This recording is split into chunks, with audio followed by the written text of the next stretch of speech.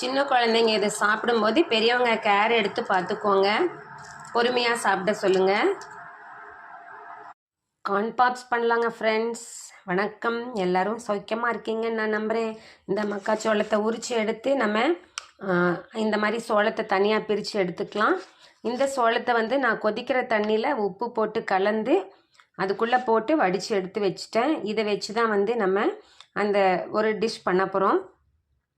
அதுக்கு நம்ம தவா வச்சுக்கலாம். தவா சூடானதும் அந்த கானை இதுக்குள்ளே நம்ம போட்டுக்கலாம். அதை அப்படியே நம்ம கொஞ்சம் ரோஸ்ட் பண்ணி தரணும். இது கொஞ்சம் ஈரத்தோடு தான் இருக்கும். அது அப்படியே நம்ம எதுவும் சேர்த்தாமல் ரோஸ்ட் பண்ணி கொடுத்துட்ருக்கலாம். இப்போவே நம்மளுக்கு அது கொஞ்சம் மனம் வந்துடும். ஏன்னா நம்ம பாயிலிங் வாட்டரில் போட்டு எடுத்துருக்கிறதுனால அது கொஞ்சம் செமி குக்காக இருந்திருக்கும். இதில் நம்ம எதுவுமே ஆட் பண்ணாமல் நம்ம இந்த மாதிரி ட்ரை ரோஸ்ட் பண்ணிகிட்ருக்கும்போதே அதிலிருந்து கொஞ்சம் நமக்கு ஒரு ஆயில் கண்டென்ட் மாதிரி வருது பாருங்கள் ஃப்ரெண்ட்ஸ். கார்ன் ஆயில் நம்ம கேள்விப்பட்டிருக்கோம் இல்லைங்களா? ஸோ இதிலிருந்தே வருது. இது ஆக்சுவலாக பார்த்திங்கன்னா ஹைப்ரிட் எல்லாம் கிடையாது. நாட்டு மக்காச்சோள கதிர் அப்படின்னு சொல்லிட்டு நம்ம லோக்கல் மார்க்கெட்டில் விற்றுட்டு இருந்தது தான் நான் வாங்கிட்டு வந்தேன். ஸோ அதுலேருந்து நமக்கு இந்த ஆயில் வருது. இதுலேயே அது குக் ஆகட்டும். கடைசியில் நம்ம லெமன் அண்ட் ஸ்பைசஸ் பவுடர் நம்ம ஆட் பண்ணிக்கலாம். இப்போ இதுவே பாப்பாக ஆரம்பிச்சிருக்குதுங்க ஃப்ரெண்ட்ஸ், 1 2ன்னு சொல்லிட்டு. ஸோ அதனால் இதை நான் மூடி போட்டு மூடிடுறேன்.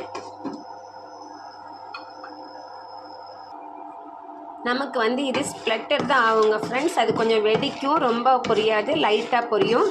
பாப்கார்ன் மாதிரி பொரியாது. ஆனாலும் நம்ம இப்படி பண்ணி சாப்பிடும்போது நம்ம சுட்ட மக்காச்சோள கதிர் சாப்பிடுவோம் இல்லைங்களா? அந்த மாதிரியான ஒரு டேஸ்ட், ரொம்ப டெலிஷியஸான ஒரு டேஸ்ட் நமக்கு கிடைக்கும். நமக்கு இது ஃப்ரெண்ட்ஸ் மேலே மொறுமொறுன்னு இருக்கும், உள்ளே சாஃப்டாக இருக்கும், சாப்பிட ரொம்ப நல்லாயிருக்கும். இப்போ இதுக்கு நம்ம அப்ளை பண்ணக்கூடிய ஸ்பைஸ் மிக்ஸை ரெடி பண்ணிக்கலாம். லெமன் ஜூஸ் வச்சு இதை நம்ம ஒரு ஸ்பூன் வச்சு நல்லா பேஸ்ட் ஆக்கிக்கலாம். சைடில் நமக்கு இந்த கார்ன் பாப் ஆகிட்டுருக்கு.